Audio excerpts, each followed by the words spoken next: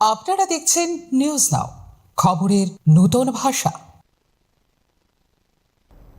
গোয়ালঘরে অভিযান চালিয়ে 2.5 কোটি টাকার ইয়াবা ট্যাবলেট উদ্ধার করল উত্তর জেলার কদমতলা থানার পুলিশ।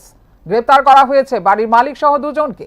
মুখ্যমন্ত্রী নেশামুক্ত ত্রিপুরা গড়ার লক্ষ্যে এই অভিযান বলে দাবি করলেন জেলা পুলিশ সুপার। মঙ্গলবার গোপন খবরের ভিত্তিতে কদমতলা থানার পুলিশ অভিযান করে 5 নম্বর ওয়ার্ডে গৌতম দাসের বাড়ির গোয়ালঘর থেকে উদ্ধার হয় 50,000 ইয়াবা ট্যাবলেট। পুলিশ বাড়ি থেকে বাইক সহ মাদক কারবারে ব্যবহৃত একাধিক মালপত্র উদ্ধার করেছে। প্রাথমিকভাবে জানা গেছে বাড়ির গোয়াল ঘরের গোপন জায়গায় ইয়াবা ট্যাবলেট লুকানো ছিল। পুলিশ গোয়াল ঘর তল্লাশি চালিয়ে সেখান থেকে নেশার ট্যাবলেট উদ্ধার করেছে। এই ঘটনায় এনডিপিএস আইনে মামলা নিয়ে পুলিশ তদন্ত করছে। উত্তর জেলা পুলিশ সুপার জানান, এই ঘটনায় বাড়ির মালিকের বিরুদ্ধে মামলা নেওয়া হয়েছে এবং দুজনকে গ্রেফতার করা হয়েছে। পুলিশ সুপারের বিবরণ অনুযায়ী মুখ্যমন্ত্রী নেশামুক্ত ত্রিপুরা গড়ার লক্ষ্যে এই অভিযান। অন্যদিকে মাদক কারবারে জেলার আরো একাধিক বড় কারবারি যুক্ত বলে স্থানীয় মহলের অভিযোগ।